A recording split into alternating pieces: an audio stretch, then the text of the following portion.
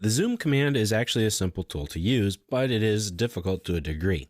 That's true because there are a lot of choices to choose from, but yet most of us only use 2. Let's open up a file that has something in it so we can actually zoom in and out. I'm just going to open up one of my recent files here. I'm going to open up the mechanical example file. This comes with this chapter, so you should be able to browse to it and open it up if you haven't opened it up recently. Now, the zoom command is the act of moving closer or farther away from your drawing data in order to get a different view. It doesn't change your drawing in any way, just the way that you're visualizing it. Now, there are many different ways to zoom. If you go to the ribbon and you go to the View tab, you should have a Navigate panel on there. If not, right-click on the panels. Don't right-click on any of the commands, just on the panels somewhere. Go to Show Panels and go to the Navigate button. It should have a check mark. If it doesn't, click it and it will open up the Navigate panel. Now, you have a lot of zoom commands available to you here. That's right here. By default, mine is saying Extents. But if I click on this little flyout arrow, you can see here that I have several different zoom command options. There's Zoom Extents. If you click that, it will zoom out or in depending on where it needs to go. It will zoom in such a way so that it will fill the extents of your drawing area with the extents of your line work. So all of your line work will be exposed and will fill up your screen. That's a really great tool, and I like Zoom Extents a lot, and I use it often. Another option is the Zoom Window. If you click on the Zoom Window button, this will allow you to draw a window on your screen, and everything inside that window will be zoomed in and will fill your display. So I'm going to click here with a left click, and then I'm going to draw my window. I can move it to the left or right, up or down. As you can see here, this is the window that's being created.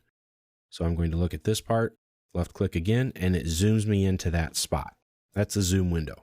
So Zoom Extents and Zoom Window are probably the 2 most often used zoom options for people. For me, that's about all I ever use, to be quite honest. I can navigate through my drawing almost everywhere with the pan command, Zoom Extents, and the zoom window. Now you have the zoom previous.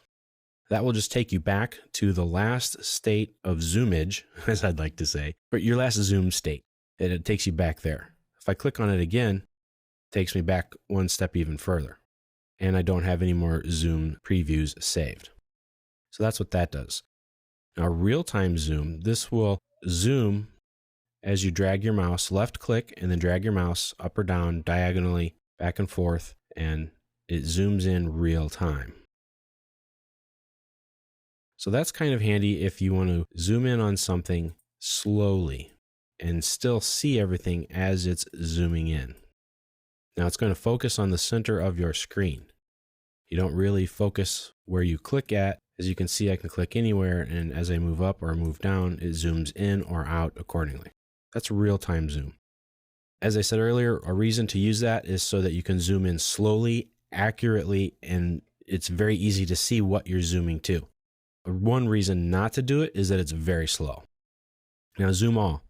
Zoom All is very similar to the Zoom Extents, only that it will zoom to all of the places you have ever worked at in this file. So if I've done some work over here, let's say I've drawn a rectangle. If I do a Zoom Extents, of course, it's going to zoom in and show all of my line work and just fill the screen the best way it can. If I go to Zoom All, kind of does the same thing. You can see that there. If I remove this, I click on Zoom All, it remembers an area that I've gone to before. Now you see that rectangle kind of moved away, but it will zoom and display all the objects, as the tooltip says, that are visible, along with your visual aids. You can change the magnification and settings for the Zoom All so that it will fit something very specific if you'd like to. However, the majority of the time, you're not going to spend the time to do this. The dynamic zoom is really cool. This used to exist before we had the Zoom Extents and Zoom All. If I click on dynamic zoom, it does a Zoom All essentially, and then it gives you this window. Now, if I left click and slide left or right, it shrinks or increases in size the size of that window. And then I can pan it around and move it by left clicking, holding it down, putting it into position, letting it go, and then I can zoom it in or out again. And when you're done, just press enter and it zooms in to that spot. So let's say I'm zoomed in really closely to this circle, but I need to zoom into something in the side view. Well, that's where dynamic zoom comes in handy. It kind of zooms all the way out, and then I can take my window, move it over there, left click to kind of pick where it is, and press enter, and it zooms in there. So it's one command that does two different zooms. It's a zoom out, and then it's a zoom in. That can be very useful and very helpful so that you can get to wherever you need to. Scale will zoom by a specific scale factor. I typed in 2 there, and I'm going to type in 6. If I type in 9, it keeps zooming in. If I scale to 0.5, it zooms out. So if your zoom scale factor is greater than 1, it's going to zoom in. If it's less than 1, but greater than 0, it will zoom out. If I click center and then pick another line, it zooms into those two lines, kind of like the zoom extents, but it just extends into those two lines and then puts the middle of that right in there. Let me try that again, except this time I actually click on something there. It goes like that. See, it kind of zooms it in and centers it.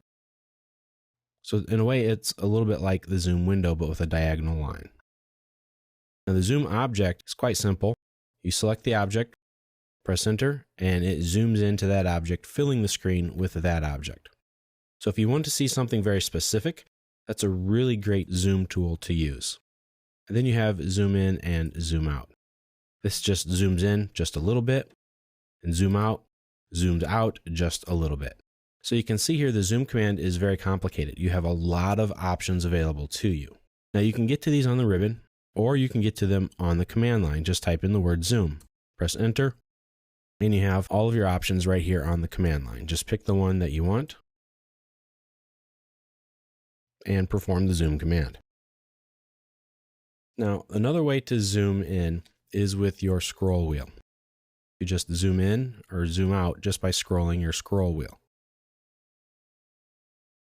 And then if you pan around with that same wheel, you can get to just about anywhere in your drawing just by doing that. 95% of the time or so, I'm going to say that's exactly what I do. The other thing I will do is do a zoom window. If I just type in Z for zoom, W for window, and that'll give me exactly where I want to go. Now, another quick way to perform a zoom is a zoom extents, and that's also with the scroll wheel. Double click on your scroll wheel, and that performs a zoom extents. So between the zoom extents and then the scroll wheel zooming in and out, and then the scroll wheel being able to pan, that's about all I ever do. I hardly ever go to the zoom command. If anything, I just type in Z as my keyboard shortcut for the zoom, press enter, then W for window, and I'll do that. So as you can see, the zoom command gives you a lot of options. It's very complicated that way, but there are a couple of very simple tools that you can use for almost all of your zooming needs.